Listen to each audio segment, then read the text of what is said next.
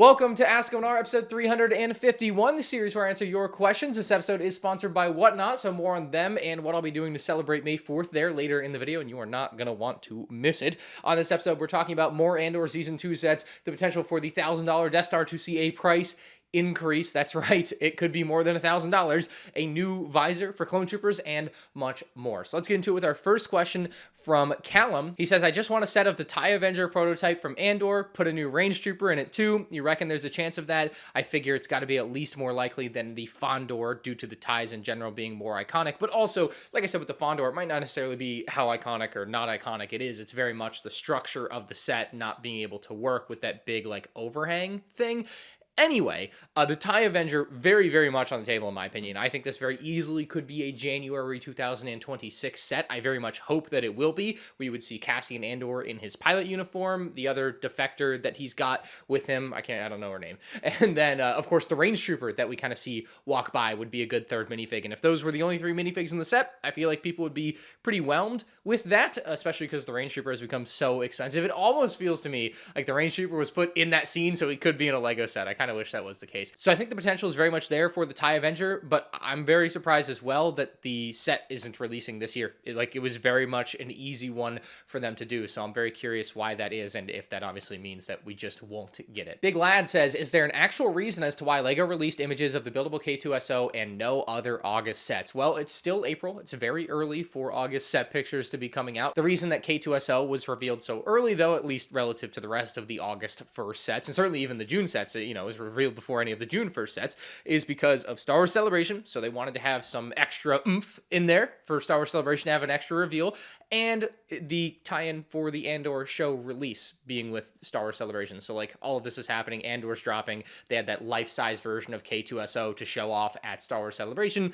so they wanted to have the smaller version with it and then do pre-orders to try to get people to spend their money right now. That's the reason that it's the first one that got revealed, is because of Star Wars Celebration and the release of the show. Also, it's a set that doesn't really have a potential to spoil anything. It's pretty straightforward, right? David says, ask Unicorns, how would you change the interior of the new U-Wing? I think you simply wouldn't. You couldn't. There's nothing more to do. It's the constraint of having these downsized, smaller sets. Yes, it's more affordable. Yes, it can be more sturdy, although they can make big things sturdy too. But at a point, the space that you have is the space that you have, and that interior of the U-Wing, you have, what, a 2x10 plate? And that's it to work with, to build on, and put a minifig down in. Maybe it's smaller than that, 2x8, but it's very small on the inside, and the same goes for the cockpit area. You can only have so much vertical space. You can't move the floor down any further without making the lower compartment even more squished, and then he couldn't sit up in the lower compartment, and so there's just not a real win there to change the interior. The only change to be made to that U-Wing is to make it bigger like the 2016 one, which in turn, again, makes the price go to like $100 or $110. But yeah, I think a lot of people look at some of these sets and they're like, can you change it? Can you do this? Can you do that? And the simple answer is no, there's nothing really you can do at this scale. They have really pushed the limits of what can be done at that tiny scale for a U-Wing. It's a nice looking set for the most part, but yeah, there's not much else you can do with that interior. Official Mung says in 2018, the V-19 and Last Jedi escape ship were rumored and then canceled. And then the AT-AT driver was rumored and then canceled a few years ago. Now we have the helmet and the V-19 this year. Do you think there's any reason that they are resurrecting these sets? I have high hopes this could lead to the dead Jabba's Palace or Jabba's Throne Room diorama coming back. P.S. Been a fan since 2017. Thanks for all the entertainment through the years. Thank you very much, Official Mung. And I think it's completely by happenstance that both of these sets that were previously rumored and then canceled are coming out this year. The AT-AT driver, maybe because of its appearance in the upcoming Mandalorian movie, makes sense to me as like a real reason to release it this year, outside of like LEGO just sometimes randomly releases things without a real rhyme or reason, which is perfectly okay too, happens all the time. The V-19 Torrent, again, kind of same thing. I think it just happened to come out this year and it just happened to coincide with that AT-AT driver helmet. But I think more importantly, like part of what we're looking at here, the AT-AT driver and the Jabba's Throne Room are the only two sets here that we know actually existed before their releases here, or lack thereof.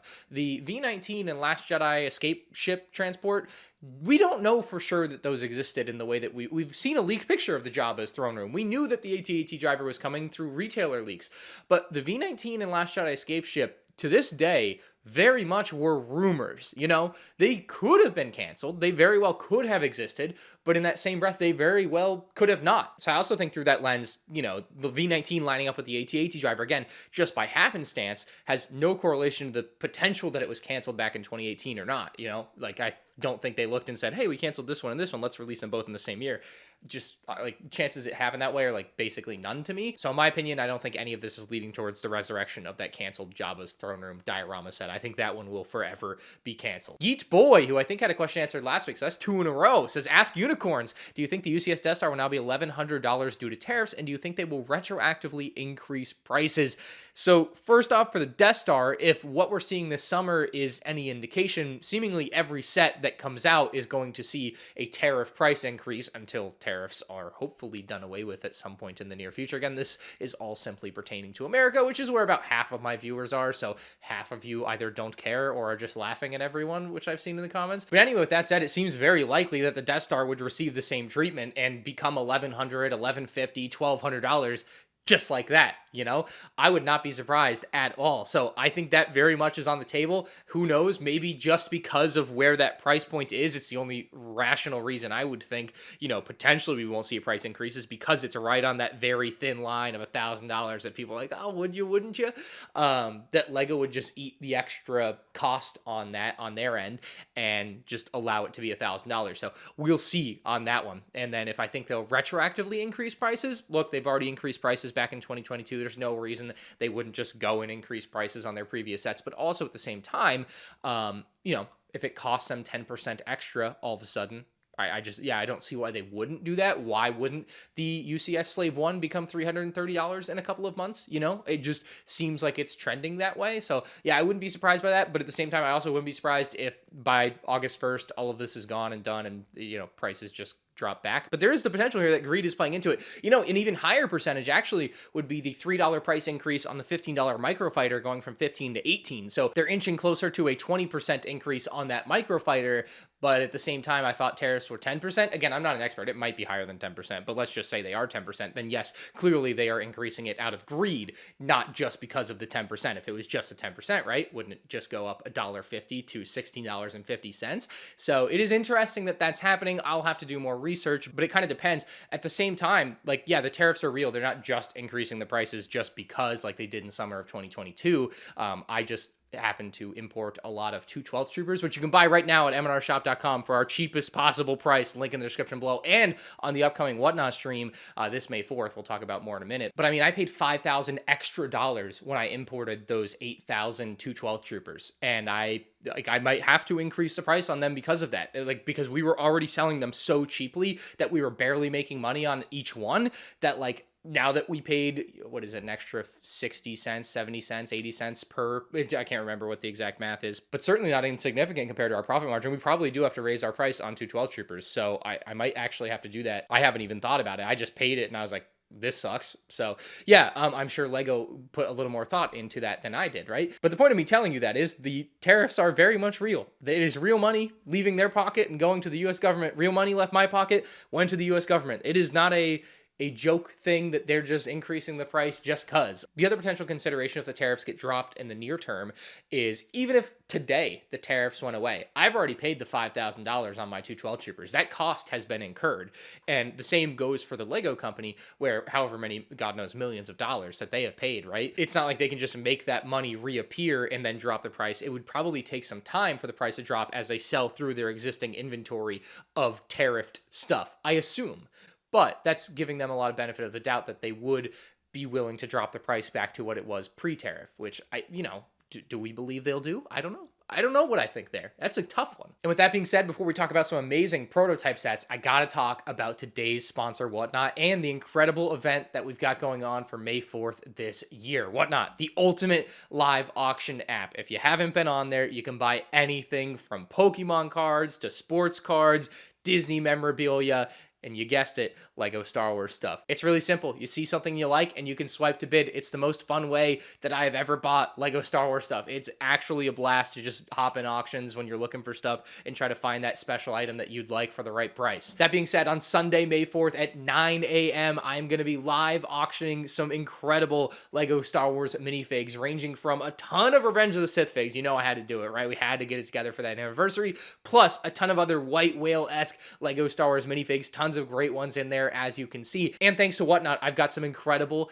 giveaways lined up. We're going to be doing something insane. We're going to give away a Luke Brickheads, Revenge of the Sith Brickheads, Star Wars logo, Kylo Ren helmet, Kylo Ren shuttle, Jango Fett helmet, and the U-Wing. Giving away a chopper. Giving away a UCS Jango Fett Slave 1. So these giveaways will go in order throughout the stream that you just saw, and that's going to be insane. It's like, I think, nearly $1,000 of Lego Star Wars sets for May 4th. Just going to be some crazy giveaways, so make sure you guys are there. Again, May 4th, 9 a.m. till noon Eastern. I wish I could go longer, but my brother graduated college, so I got to go to a party. So a big W for the M in MandR, and also a big W for Whatnot for helping put on this amazing May 4th weekend show. So make sure you guys are there. Use my link in the description below. You'll get a $15 credit to use on your first purchase. And yeah, I'm excited. May 4th is always a great time. Dashtud says, you mentioned a few canceled / prototype sets. What are your favorite sets that had prototypes or got canned? And I'm going to stick to prototypes that we have seen publicly. And there are a lot of good ones, but I'm going to pick 3 here. First up is one that I always confused for an ANDOR playset, but man, would this Kashyyyk playset have been absolutely killer. It's Kashyyyk. It's got Yoda's escape pod. You got the Wookiee flyer there, the Kashyyyk trees. You can see some battle droids and I think a Kashyyyk trooper or something in there. But this set would have been released sometime between, I think, 2005 and 2010 had it come to light. I assume a $70 to $100 price point just looking at it, and it would have been dope. I would have loved something like this. I can't believe we still haven't gotten something like this. I was hoping that we'd get something for the 20th anniversary this year, and we just haven't. I almost didn't want to pick this one because it's low-hanging fruit, and it's obviously like a #1 there, but the UT-AT would have been awesome to see. Obviously, it is very much trending towards that set not existing in 2025 like we had previously thought and hoped. So yeah, UT-AT would also absolutely have to be on my top list. As funny as it would be to put Watto at the 3rd spot here, I gotta pick the 501st AT-RT with 501st Trooper. Just the canceled Construction figure set from summer of 2018 would have been really sick. Would have been a nice way to end it, but unfortunately that one did not see the light of day. So those are my top 3 canceled prototypes that I would love to see someday, at least right now, top of my head. G Mooney makes a good point, says, why would LEGO redo the Razor Crest? The 2021 is still available for like $100 to $120, basically still retail price, actually below retail price. But why would LEGO redo the Razor Crest? One, they can put new characters in there that are from the new movie, new show. They can do a new design. And most importantly, when these sell on eBay and whatnot and wherever, right, anything other than Bricklink, LEGO isn't actually making any money off the sale of those old Razor Crests. Now, they also claim that they don't look at the prices on the secondary market to influence what they make or don't make. So a good example of this might be the Republic dropship with AT-OT, a set worth $2,000 right now, but LEGO still hasn't remade it, right? So they're clearly not looking out there and saying, hey, this is really expensive, we need to make this right now. And so you can just kind of infer that the same would be true in the opposite, that just because something hasn't appreciated a ton on the secondary market, in the Razor Crest here, doesn't mean LEGO wouldn't revisit it as a set to make massively available again to fans on shelves, even though, again, you can get it cheaper than retail. So I understand your point, but at the same time, there's a huge benefit to LEGO to actually releasing a set versus just letting a parent find it on eBay by chance. Like, you know, they're more likely to buy it at Target. Jackson says, do you think they'll bring back Force Friday for the Mando movie? I just think it'd be so much fun. Honestly, those were good times. And yeah, Force Friday was a great event. It was mostly like a Toys R Us midnight event, and I think Target kind of picked it up. I mean, all the stores kind of were part of it, but Toys R Us did the midnight thing, and that was always cool to me. They've used the Mando Monday terminology in the past before. They could still use Force Friday, certainly, and I like that, I think, better because it's a Friday. It's just more fun to do things on Friday. But Mando Monday also makes sense if they did a big drop on a Monday. So I wouldn't be surprised to see that return. I think that, you know, it's not very much a LEGO. I guess you didn't specify LEGO. It's not like LEGO's decision. It'd be very much Disney's decision. But especially because it's Mando and Grogu, I would be very inclined to believe that it's going to happen. Jandern says, what do you think the odds of an updated visor this year are? I think they're pretty high because now they've separated the rangefinder from the visors in how they're distributed. They will presumably have to update their manufacturing process anyway, depending I guess, on what point they were pairing them up in the bag. So yeah, if you didn't know, previously the visors and the antennas came in a bag together, and now that they've redone the antenna piece, if they want to include the visor piece in anything, well, why would they include the visor piece with a bunch of old antenna pieces? That's just not going to continue to happen forever. So that's definitely going to get phased out, which in my opinion should mean the visor piece will see an update, which is really exciting because the visor was the reason the clones got so bad all of a sudden. So we're very much trending towards, you know, an age of enlightenment, potentially. We'll see. But I think either way, the visor has to be redone. We've already seen the macro binoculars. We've seen the antenna. It only makes sense that they would want to update the visor piece to match the updated feel of those pieces. Because otherwise, you've got a very outdated, now nearly 20-year-old piece mixed in with these newer, like 1, 2, 3-year-old pieces. Like, it just doesn't really fit together, right? Chris Stallion says, how unhappy will you be if they don't put pupils on these Sith figures in the mall show? Yeah, this is, I'm upset that you pointed this out to me. I'm sure many other people are too. We got to get this wrapped up quick. We got to get this minifig guy to figure out how to put pupils on minifigs now. Like, it's got to happen now, because otherwise all of our Sith minifigs in that mall show are going to be ruined. Oh boy. Alan says, even if the Snowspeeder windscreen piece was retired, a very similar windscreen part still exists, used in the 76211 Black Panther's Shuri's Sunbird. I will get around to rebuilding it as a black T-47 airspeeder eventually. That actually sounds really sick. I didn't know that piece existed like that. I really thought they got rid of the whole Snowspeeder windscreen piece. It is a different mold. It's got, I think I looked it up, it said 7 teeth instead of 9 teeth like the Snowspeeder one had. So they really could have made a Snowspeeder at any point in the last 5 years. This is real news to me.